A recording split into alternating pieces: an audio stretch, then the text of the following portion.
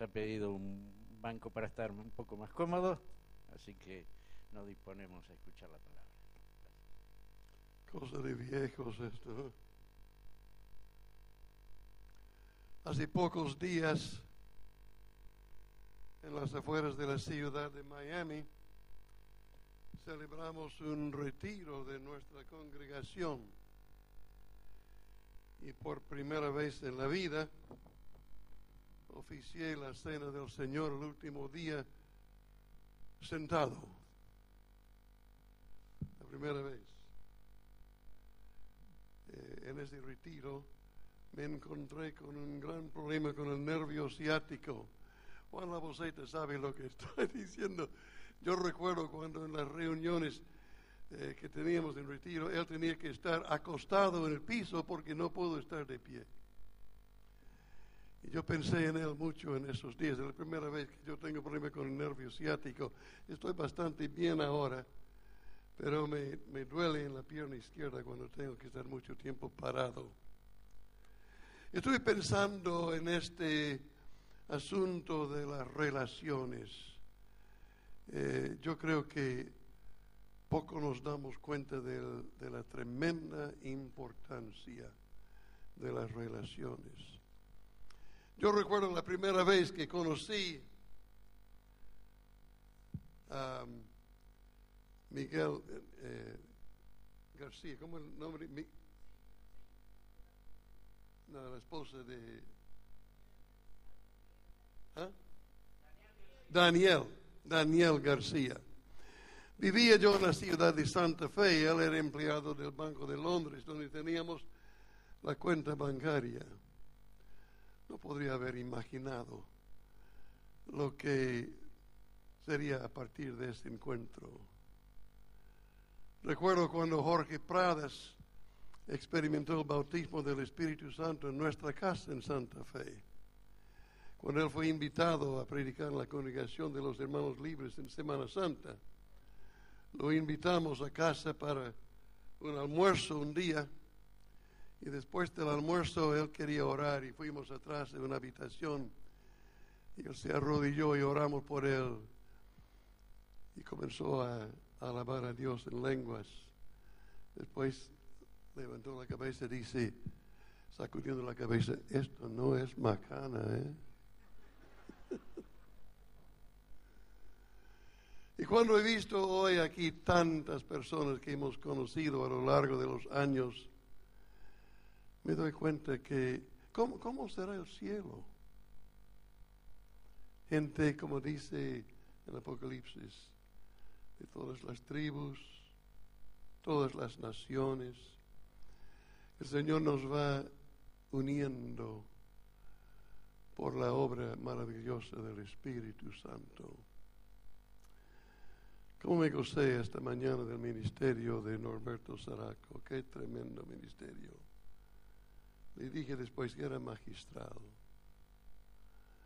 Nunca en mi vida hubiera relacionado Babel con Pentecostés. Pero cuando él terminó de hablar me pareció una precisión tan clara de cómo Dios obra. Dios a veces frena y a veces impulsa. Y cuando Él frena, tenemos que frenar nosotros. Y cuando Él impulsa, tenemos que mover. Dios es el único que sabe lo que está por delante, pero nos va preparando para todo eso. Quiero hablarles esta tarde del triunfo de la gracia en la iglesia primitiva. ¿Qué imagen conservas de la iglesia en sus primeros tiempos después del día de Pentecostés? Cuando piensas en la iglesia naciente en Jerusalén, ¿se te ocurre que todo fue hermoso? Una experiencia de gloria día tras día. Muchos tendemos a recordar la maravillosa intervención de Dios en esa escena, a tal punto que nos olvidamos que la gente de aquel entonces era bastante parecida a nosotros, con sus problemas y fallas. En mis primeros años de ministerio tuve la impresión que el modelo de iglesia que debiéramos seguir era la del primer siglo, tal como se registra en la Biblia. Admito ahora que fue más ilusión que realidad, pues al conocer y estudiar las Escrituras del Nuevo Testamento me di cuenta que detrás de la euforia, la admiración y especialmente el hecho de la resurrección y ascensión de Jesús, el escritor Lucas nos ha dejado un relato claro, aunque bien conciso, de la vida de los que decidieron seguir a Jesús como su Señor. Lo que quiero hacer ahora es señalar algunas de las sombras que bien podrían haber empañado esa gloriosa realidad del cumplimiento del propósito de Dios de formar un pueblo que sirviera como su instrumento para llevar el Evangelio al mundo entero. Sobre todo, quiero subrayar el triunfo de la gracia de Dios en medio de los errores y las fallas humanas. La Biblia registra con bastante claridad y a veces crudeza los personajes y eventos que componen la historia de la salvación que Dios lleva a cabo en la raza humana a través de los siglos. Vamos a considerar entonces algunas vistas de esos primeros tiempos, tal como están relatados en el libro de los Hechos de los Apóstoles. Comencemos con un texto de Hechos capítulo 2 hacia el fin del capítulo, comenzando con el versículo 41. Así pues, los que recibieron su mensaje fueron bautizados, y aquel día se unieron a la iglesia unas 3,000 personas. Se mantenían firmes en la enseñanza de los apóstoles, en la comunión, en el partimiento del pan y en la oración. Todos estaban asombrados por los muchos prodigios y señales que realizaban los apóstoles. Todos los creyentes estaban juntos y tenían todo en común. Vendían sus propiedades y posesiones y compartían sus bienes entre sí según la necesidad de cada uno. No dejaban de reunirse en el templo ni un solo día. De casa en casa partían el pan y compartían la comida con alegría y generosidad, alabando a Dios y disfrutando de la estimación general del pueblo. Y cada día el Señor añadía al grupo los que iban siendo salvos. Este es el breve comentario que Lucas nos deja de la comunidad de los seguidores de Jesús, casi inmediatamente después de la gran experiencia del derramamiento del Espíritu Santo. Un poco más adelante leemos lo siguiente hacia el fin del capítulo 4. Todos los creyentes eran de un solo sentir y pensar. Nadie consideraba suya ninguna de sus posesiones, sino que las compartían. Los apóstoles, a su vez, con gran poder, seguían dando testimonio de la resurrección del Señor Jesús. la gracia de Dios se derramaba abundantemente sobre todos ellos, pues no había ningún necesitado en la comunidad. Quienes poseían casas o terrenos los vendían, llevaban el dinero de las ventas y lo entregaban a los apóstoles para que se distribuyera a cada uno según su necesidad. Sin duda, fue un tiempo memorable y muy especial, pero no debemos suponer que no había dificultades. ¿Por qué digo esto? Por varias razones. La fiesta de Pentecostés atraía gran cantidad de judíos de todas partes, incluso a los de la diáspora. Estos judíos de la diáspora tenían costumbres diferentes de los judíos de pura cepa, que fueron nativos de la ciudad de Jerusalén y de Judea. Después de la experiencia con el Espíritu Santo, muchos de estos peregrinos decidieron permanecer en Jerusalén para participar de la vida de la naciente iglesia. Esto sin duda llevaba a los locales a abrir sus casas para hospedarlos.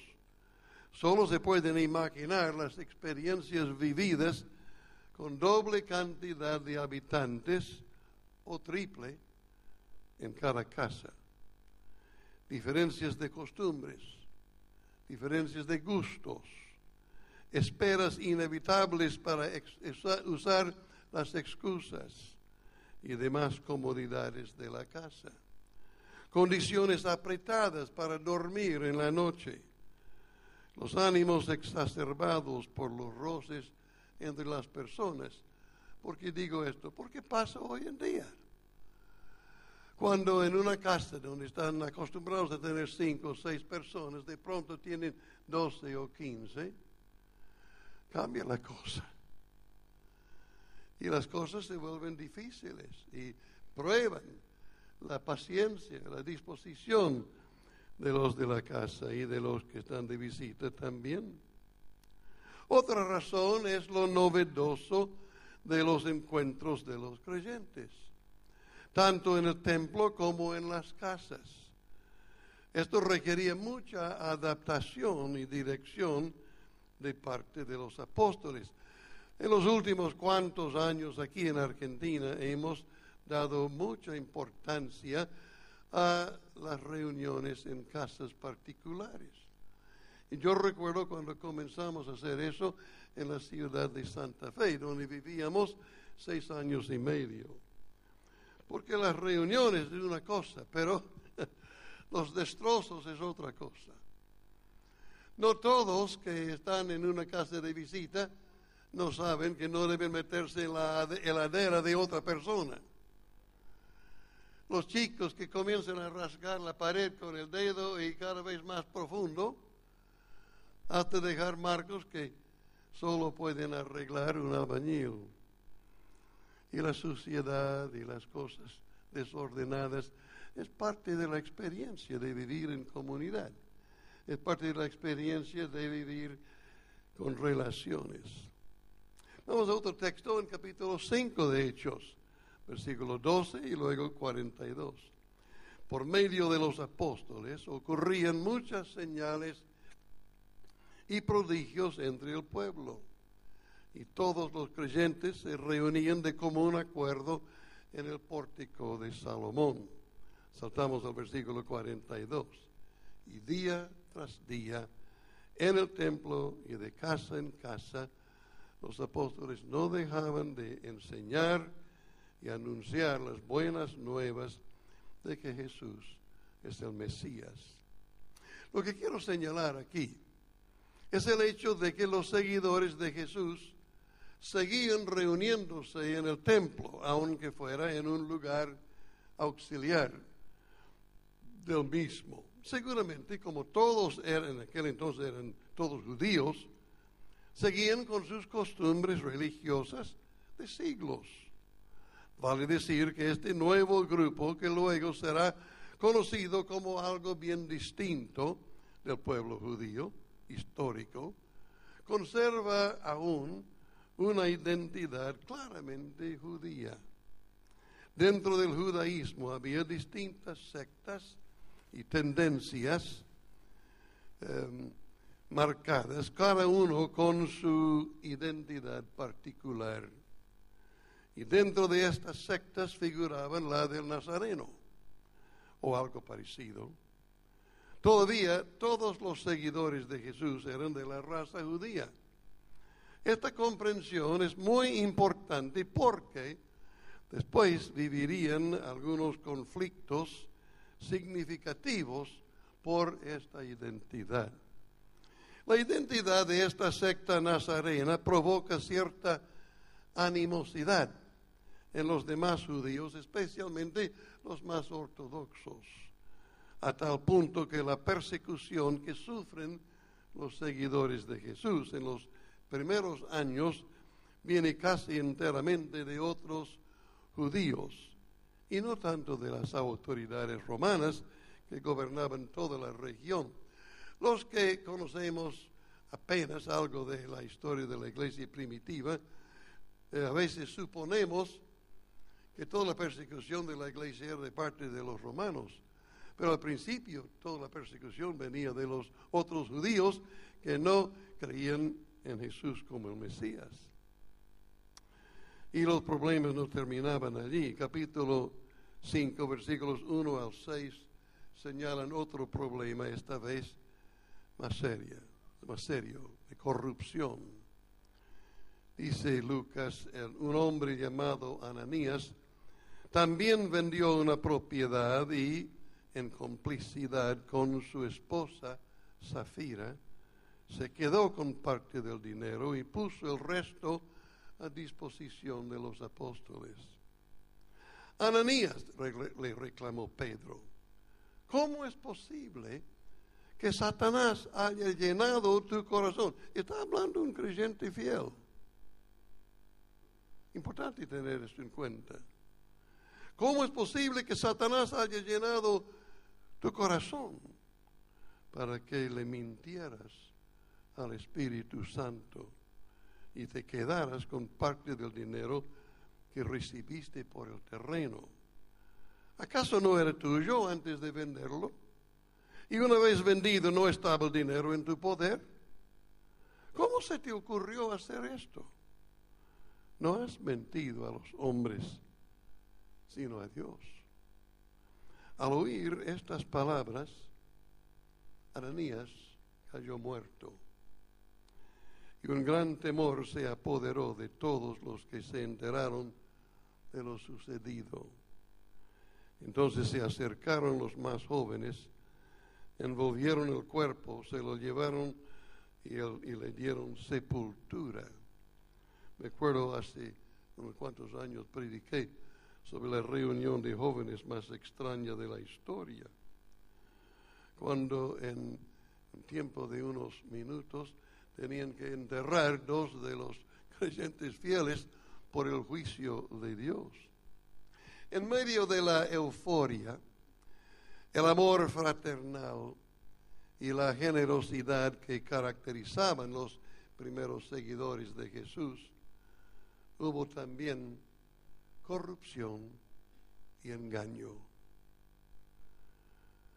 No nos agrada pensar que semejante falta de integridad puede evidenciarse en medio de un pueblo que está viviendo su primer amor con Cristo.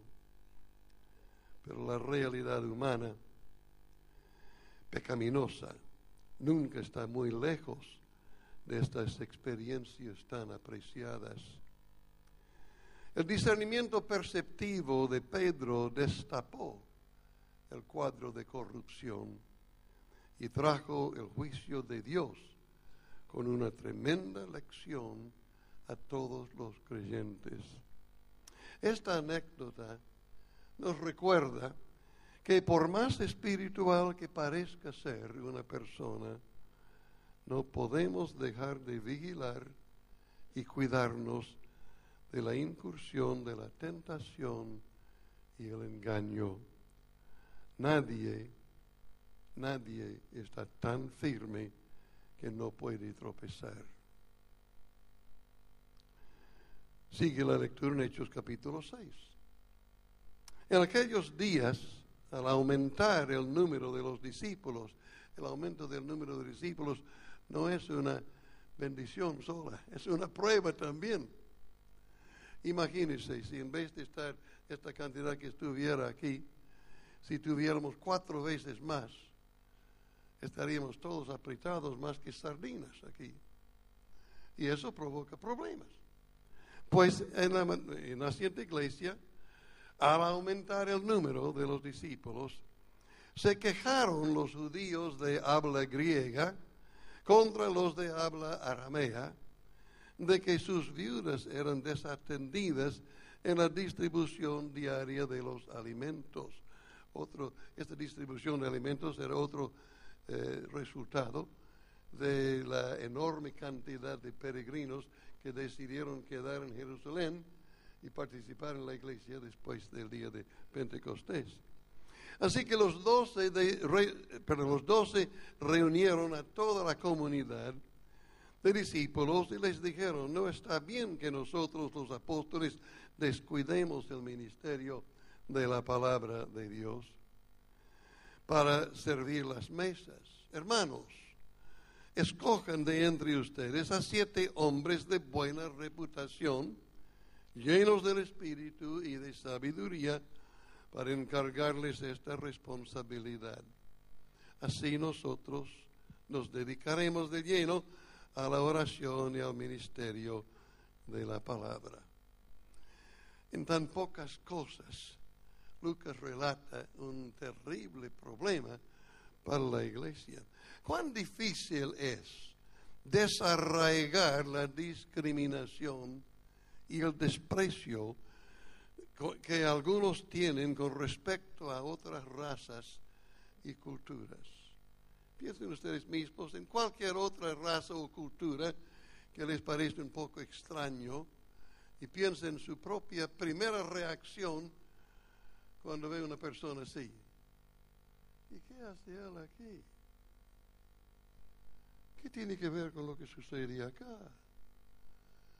Esas cosas ocurren porque las tradiciones están bien arraigadas. Necesitamos entender este registro de desatención hacia las viudas mencionadas, que eran de la diáspora de los judíos que en otro lado. Les voy a dar un poquito de historia sobre esto. La iglesia de Jerusalén, aunque eran todos judíos que habían decidido seguir a Jesucristo, se componía básicamente de 2 clases de judíos. Los locales, por un lado, especialmente de Jerusalén, y por otro, los de la dispersión, la diáspora, de judíos que provenían de otras naciones, mayormente de habla griega. Es por eso que habla de los judíos de habla griega. Eso de habla griega es relativo, lo que importa es que venían de otras partes con otras culturas. Con respecto a estos judíos dispersos, conocidos como la diáspora, sus familias llevaron en algunas instancias hasta siglos viviendo lejos de Judea. Incluso algunos desde el tiempo del cautiverio judío en Babilonia, siglos atrás. Todos seguían las normas y enseñanzas de la Torá, o sea, las escrituras hebreas, pero su lengua natural fue la del país donde vivían. Seguramente hablaba algo de hebreo, pero probablemente con acento foráneo. Difícilmente podrían hablar arameo, el idioma nativo de Palestina. Nos conocemos por el acento. Cuando mis amigos hispanos, y tengo muchos amigos hispanos, me imitan, siempre me imitan con un fuerte acento norteamericano, porque así me conocen. siempre han conocido mi acento, por más que tengo bastante buen vocabulario del idioma español. Los acentos que llevamos de nuestros lugares nativos difícilmente perdemos. Observemos las características señaladas en este relato de Lucas. Los judíos de habla griega, o sea, de la diáspora, se quejaron de la falta de atención a sus viudas de parte de los de hablar arameo. Se nota con esto que los locales estuvieron a cargo de la distribución. Supongo que eso sería más o menos normal. Los apóstoles, al enterarse, dijeron que no debieron descuidar el ministerio de la palabra para servir las mesas. Así que pidieron a los que levantaron las quejas que asumieran la responsabilidad de nombrar a las personas que pudieran atender bien a las viudas desatendidas. Mencionaron las cualidades que deben reunir estas personas. Y observen esto, la nómina da a entender que los elegidos eran todos judíos de la diáspora, con el mismo acento extraño.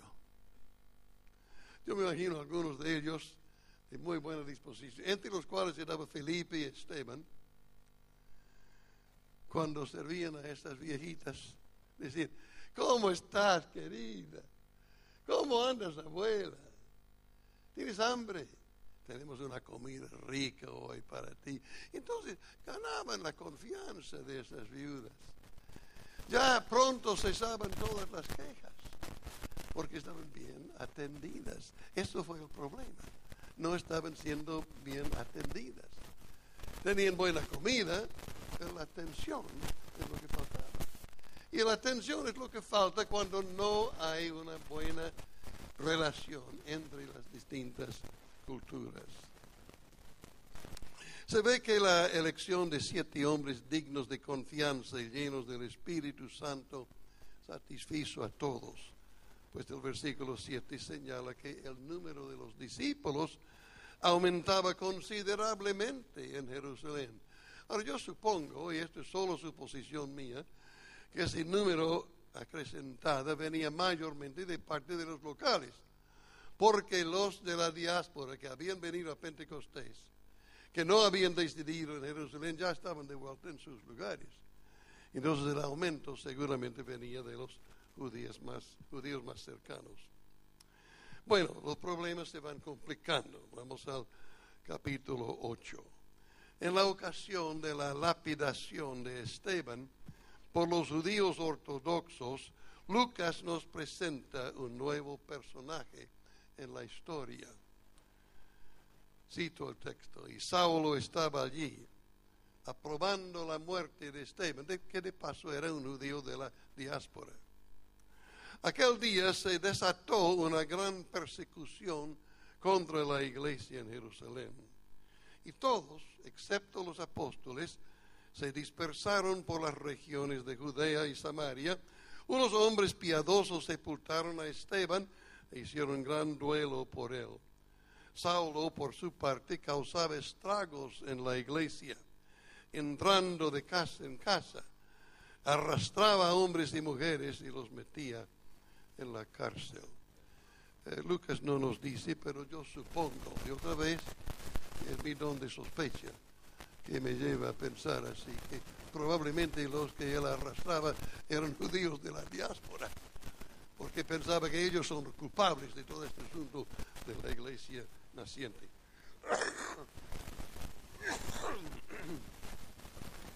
Saulo de Tarso, por su propio testimonio, era hebreo de pura cepa en cuanto a la interpretación de la ley, fariseo en cuanto al celo, perseguidor de la iglesia. Eso es lo que dice de sí mismo. El texto de Lucas parece indicar que era el instigador principal de la gran persecución contra la iglesia en Jerusalén, en un esfuerzo por liquidar a los seguidores de Jesucristo. Nadie podría haber imaginado que Dios tenía grandes planes por este hombre. A veces he pensado, ¿cómo les parece que oraban los creyentes por Saulo? Que le parte un rayo, que se caiga de un precipicio. Señor, acaba con esta amenaza. Pero el Señor tenía otro plan. Como nos dijo hoy Norberto, que en el caso de Babel, Dios tenía otro plan. A veces, por nuestras tradiciones, ignoramos que Dios puede tener un plan muy diferente de lo que hemos estado pensando. La conversión de Saulo en el camino a Damasco, a donde se dirigía para perseguir la iglesia, dejó consternados a los cristianos como a sus propios colegas entre los fariseos. Llegó Saulo a la ciudad de Damasco ciego, después de rendir su vida a Jesús como Señor. Allí Dios orientó a un tal Ananías en una visión a irse al encuentro con Saulo a fin de orar por él para que recupere la vista y convertirse en estos textos de Lucas, instrumento escogido para dar a conocer el nombre de Jesús tanto a las naciones y a sus reyes como al pueblo de Israel. De allí Saulo se reunía regularmente con los cristianos de Damasco, a quienes él había venido para encarcelar y destruir. Ahora sus nuevos hermanos en la fe. Después de un buen tiempo, los judíos conspiraron para acabar con su vida y los discípulos lo ayudaron a escapar e irse a Jerusalén. Pero allí los creyentes tenían miedo de él, suponiendo que se tratara de un truco para engañarlos a fin de eliminarlos. Bernabé, otro de la dispersión, Bernabé es el que se hizo amigo de él y lo presentó a los apóstoles, que lo recibieron y abrazaron como hermano en la fe. Este mismo Saulo llegó a ser el destacado apóstol a los gentiles, que extendió la iglesia a muchos pueblos y aún hasta Roma, capital del imperio. Digo yo, qué golpe de gracia de parte del Señor para convertir el gran perseguidor en un fiel embajador del Evangelio. ¿No les parece que a Dios le interesa hacer esas cosas hoy en día también? No nos olvidemos que algunos de nuestros enemigos más encarnecidos, con ira contra nosotros, bien podrían llegar a ser apóstoles de Cristo Jesús. Bueno, la conversión de Saulo no es la única conversión mencionada aquí. Quiero contarles de la conversión de Pedro, ya cristiano. Prestemos atención al testimonio del apóstol Pedro. Después de la conversión del centurión romano Cornelio y todos los reunidos en su casa en Cesarea. Ahora leo el relato de ese encuentro con Cornelio y sus familiares en Hechos capítulo 11.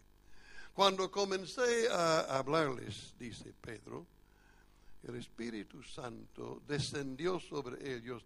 Es interesante que dice, cuando comencé a hablarles. Pedro pensaba decir mucho más, pero el Espíritu Santo le interrumpió. Pregunto de paso, ¿nunca te interrumpió el Espíritu Santo? A mí me ha interrumpido muchas veces. Y yo pensaba hacer otra cosa y dice, momentito. Y me introduce en un plan que yo no había pensado. Y dice, cuando comencé a hablarles, el Espíritu Santo descendió sobre ellos, tal como al principio descendió sobre nosotros. Entonces recordé lo que había dicho el Señor. Juan bautizó con agua, pero ustedes serán bautizados con el Espíritu Santo. Por tanto, si Dios les ha dado a ellos el mismo don que a nosotros, al creer en el Señor Jesucristo, ¿quién soy yo? ¿Quién soy yo para pretender estorbar a Dios?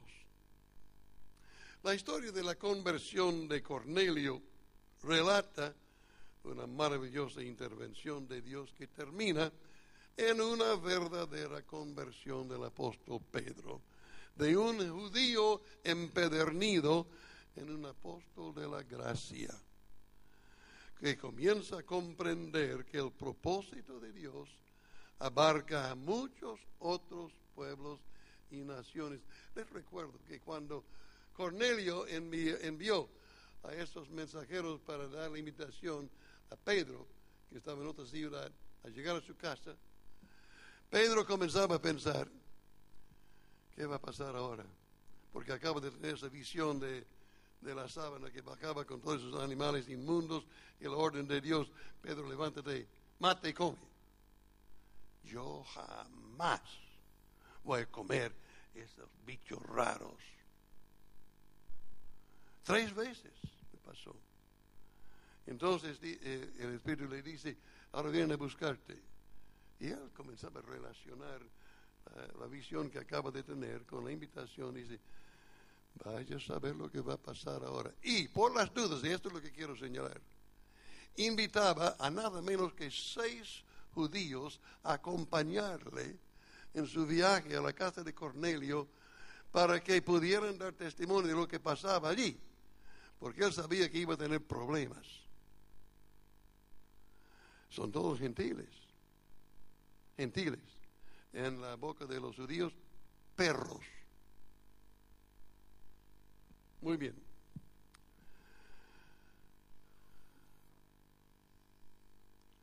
Un ángel del Señor había instruido a Cornelio a enviar a buscar a Pedro, que estuvo en la ciudad de Jope, para que lo llevara un mensaje mediante el cual serán salvos tú y toda tu casa. Luego envió a 3 mensajeros a Jope con una invitación para Pedro. Ahora Dios debía tratar con Pedro para que estuviera dispuesto a realizar su propósito en esta instancia. Me encanta ver cuando Dios está arreglando relaciones, siempre está arreglando a los 2 puntos. ¿Ah? Primero habla con Cornelio, después habla con Pedro. Y ya sabe que los 2 tienen problemas. Pero Dios lo va a arreglar porque a Dios le interesan las relaciones. Y que está haciendo relaciones ahora entre judíos y gentiles. Y esto es algo novedoso. No han visto esto antes. Esto es algo extraño, algo difícil. Así que entre tanto que los mensajeros de Cornelio estuvieron en camino, Pedro estuvo orando en la ciudad de Jope cuando tuvo una visión en que bajo del cielo una gran sábana llena de cuadrúpedos, fieras, reptiles y aves, con la orden, levántate Pedro, mata y come. Pedro se resistió afirmando su identidad judía y su fidelidad a las normas de dieta judías desde la niñez. La misma escena se repitió 3 veces sin que Pedro aflojara su oposición. Y mientras Pedro seguía reflexionando sobre el significado de la visión, Dios le dijo que ya venían a buscarle 3 hombres a quienes debiera acompañar, porque Dios los había enviado. Pedro tenía las costumbres judías bien arraigadas en su ser, pero había aprendido que debía dejarse llevar por la guía del Espíritu Santo. Esto es muy importante. Es importante destacar esta realidad porque, escuchen ahora, la manera definitiva de superar las tradiciones profundas es por prestar atención a lo que el Espíritu Santo hace en el interior de la vida. Por las dudas, Pedro invita a acompañarle a Cesarea 6 otros judíos creyentes como para asegurar que frente a cualquier cosa inesperada tenga testigos para verificar los hechos. Al llegar a la casa de Cornelio, Pedro anuncia el hecho de su tradición judía, pero se dispone a ser el vocero de Dios para hacer conocer el Evangelio a todos los que están reunidos en la casa. Mientras Pedro les presenta el Evangelio, Dios se adelanta, porque dice que entre tanto que hablaba, Dios adelantó la cosa. Yo pienso, Pedro no tendría ninguna idea cómo terminar. ¿qué hago cuando termino esto? ¿Qué hago si responden? Dios dice, yo voy a arreglar todo. Y entre tanto que Pedro está hablando, el Espíritu Santo comienza a caer sobre todos los que están reunidos allí. Dios se adelanta, el Espíritu Santo desciende sobre todos los reunidos que terminan siendo bautizados en el Espíritu Santo y hablando en lenguas. Pedro reconoce que Dios está en el asunto y determina no resistir esa intervención divina. Buena sabiduría eso. Bueno, avancemos. Capítulo 11, versículo 19. Los que se habían dispersado a causa de la persecución que se desató por el caso de Esteban, llegaron hasta Fenicia, Chipre y Antioquía, sin anunciar a nadie el mensaje, excepto a los judíos. Sigue las tradiciones arraigadas.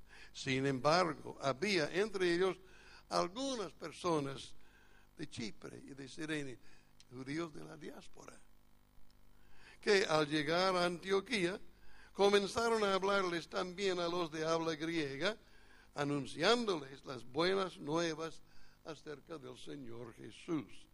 El poder del Señor estaba con ellos y un gran número creyó y se convirtió al Señor. Se ve que ha llegado el momento de conducir a la iglesia a una gran expansión del Evangelio. En este caso, los protagonistas son judíos creyentes de la diáspora que llegan a Antioquía y presentan el Evangelio a los de habla griega. Lucas señala que esto es una excepción a la costumbre regular de pregonar el Evangelio solo a los judíos. Sumado a lo de Cornelio, esto indica que con la persecución y la dispersión de los creyentes fuera de Jerusalén, Dios mismo no quiere que se limiten a anunciar el Evangelio solo entre los judíos. Cuando las noticias de Antioquía llegan a Jerusalén, los apóstoles envían allí a Bernabé. Vale la pena observar que Bernabé ya tiene fama de hombre compasivo, comprensivo y pacificador. Por su actuación con Saulo al llegar a Jerusalén después de su conversión y por su gran generosidad. También es judío de la diáspora. Luego Lucas relata la actividad de Bernabé en Antioquía, versículo 22. La noticia de estos sucesos llega a oídos de la iglesia de Jerusalén y mandaron a Bernabé a Antioquía. Cuando él llegó y vio las evidencias de la gracia de Dios, se alegró y animó a todos a hacerse el firme propósito de permanecer fieles al Señor, pues era un hombre bueno, lleno del Espíritu Santo y de fe. Un gran número de personas aceptó al Señor. Después partió Bernabé para Tarso en busca de Saulo. Esto es interesante. Y cuando lo encontró, lo llevó a Antioquía. Durante todo un año se reunieron los dos con la iglesia y enseñaron a mucha gente. Fue en Antioquía donde a los discípulos se les llamó cristianos por primera vez. No sabemos qué es lo que los llamaron antes, quizás simplemente seguidores de Jesús o los sectarios del Nazareno. Pero ahora comienzan a llamarles otra cosa porque ya no son judíos, son gentiles convertidos a Cristo. En el capítulo 13 del mismo libro, Lucas nos informa que Bernabé y Saulo figuran entre un grupo de 5 profetas y maestros. Se ve que la iglesia allí está en franca expansión. Luego los capítulos 13 y 14 relatan las actividades de Bernabé y Saulo, ahora conocido como Pablo, en otras ciudades y provincias del Imperio Romano. Ahora llegamos a la mitad del libro de los Hechos. Hasta ahora hemos visto una historia resumida de los primeros pocos años de la iglesia primitiva. La gran revolución comienza en el capítulo 15. Y es aquí donde tenemos que poner nuestra atención. El capítulo 15, de hecho, señala un giro sumamente importante que define la integridad la identidad de los seguidores de Jesús como un pueblo compuesto de judíos y gentiles, un reino de relaciones, en pie de igualdad ante Dios. Leo ahora del capítulo 15, comenzando con el primer versículo. Algunos que habían llegado de Judea a Antioquía se pusieron a enseñar a los hermanos: a menos que ustedes se circunciden conforme a la tradición de Moisés, no pueden ser salvos. Estos eran gentiles ya convertidos a Cristo. Y estos judíos empedernidos quieren enseñarles que tienen que seguir las leyes de Moisés. A menos que ustedes se circunciden, no pueden ser salvos. Esto provocó un altercado y un serio debate de Pablo y Bernabé con ellos, con esos judíos que venían de Jerusalén. Entonces se decidió que Pablo y Bernabé y algunos otros creyentes subieran a Jerusalén para tratar este asunto con los apóstoles y los ancianos. Saltemos al versículo 13. Cuando terminaron, Jacobo tomó la palabra y dijo: hermanos, escúchenme. Simón nos ha expuesto cómo Dios desde el principio tuvo a bien escoger de entre los gentiles un pueblo para honra de su nombre.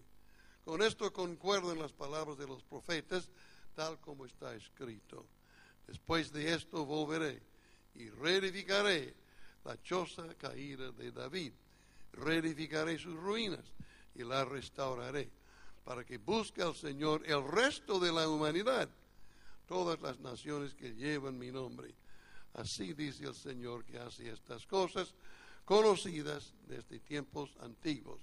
Y ahora Santiago, que parece ser el coordinador de la asamblea, dice: por lo tanto, yo considero que debemos dejar de ponerles trabas a los gentiles que se convierten a Dios. Los defensores de la circuncisión habían comenzado a hacer estragos entre los gentiles convertidos, requiriendo que se circunciden los varones, o sea, que se hagan judíos para poder abrazar el Evangelio. Pablo y Bernabé tuvieron serios debates con ellos, percibiendo que se trataba de una tergiversación de la pureza del Evangelio, que debe llegar a los gentiles sin ninguna exigencia que cumplieran las demandas de la ley de Moisés. Esto quizás sea un poco difícil de entender, pero quiero explicar un poquito porque no es en el fondo tan difícil de entender. Resulta que los que defienden las largas tradiciones religiosas entienden con mucha sinceridad, supongo yo, que están simplemente queriendo defender la verdad, defender los intereses de Dios, pero lo hacen con una furia, con un desagrado tan notable que terminan haciendo enemigos a los que quieren convertir a su manera de pensar. Y allí está la gran falla. Siempre hay posibilidad de conversar sobre distintas ideas, pero cuando comenzamos a embarrar a otros y ennegrecer la situación con actitudes indebidas, las cosas se tornan mucho más bravas y lejos de ser cristiano. Estamos ahora frente a un momento absolutamente decisivo para la iglesia. Sí, se establece como regla oficial que todos tienen que convertirse en judíos para seguir a Cristo Jesús. Se va a pervertir el Evangelio y obstruir el avance del reino de Dios en el mundo entero.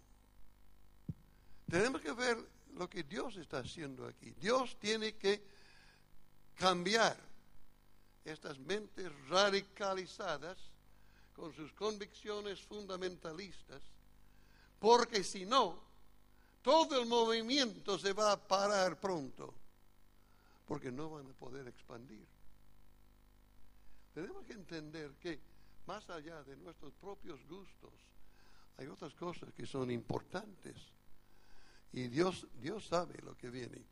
Entonces es muy importante corregir este error antes de que se haga peor. Pablo y Bernabé ven el asunto con pristina claridad. Pedro también, con su experiencia en Cesarea, está consciente que hace falta aclarar este asunto.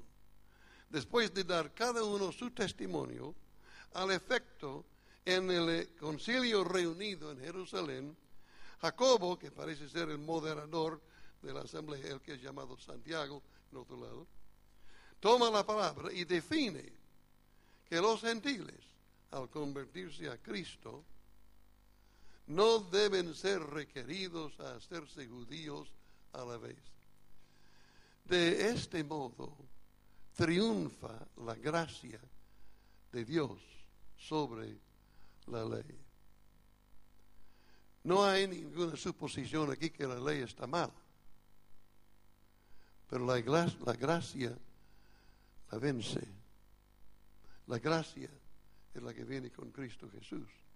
Juan nos dice al principio de su evangelio que la ley vino por Moisés y la gracia por Jesucristo. No es que no había gracia en el Antiguo Testamento, pero el evangelio de Cristo Jesús subraya, enfatiza la gracia de Dios. ¿Qué es la gracia? Es el favor inmerecido de Dios. La ley enseñaba a la gente cómo vivir. No está mal, eso es importante. El pueblo judío fue favorecido por Dios al darles la ley. La ley ordenaba su vida. Pero tristemente, y a lo largo de los siglos, habían convertido la ley de una manera de ordenar la vida a un peso sobre la gente que le recargaba, y lleva a Pablo a decir después, y Pedro también, no podemos soportar más esa carga. Es por eso que hace falta la gracia. Muchos de ustedes se convirtieron a Cristo porque encontraron en Cristo el amor y la gracia que era necesario para levantar la terrible carga que quedaba sobre la conciencia, sobre la vida de muchos. ¿No es cierto? Qué maravillosa la gracia de Dios. El texto de Juan 3:16 afirma que el amor de Dios abarca a todos los seres humanos. Y Apocalipsis 5, 9 y 10 revela la canción nueva de los seres celestiales elevada ante el Cordero de Dios. Y esta es en síntesis esa canción. Digno eres de recibir el rollo escrito y de romper sus sellos, porque fuiste sacrificado y con tu sangre compraste para Dios gente de toda raza, lengua, pueblo y nación. De ellos hiciste un reino, los hiciste sacerdotes al servicio de nuestro Dios, y reinarán sobre la tierra. Un reino de relaciones. De modo que queda evidente que el propósito del soberano Señor es el de incluir a todos los pueblos en la realización de su gran plan eterno, de tener una familia que reconoce a Dios como su Padre. La unidad de la iglesia no se empañará más por una distinción racial o cultural. Demos gracias a Dios. Señor, te bendecimos por el evangelio de tu gracia, por la salvación que se concede a todo el que pronuncia el nombre de Cristo Jesús, arrepintiéndose de sus pecados, abriendo su corazón a ti. ¡Qué maravilla! ¡Qué maravilla!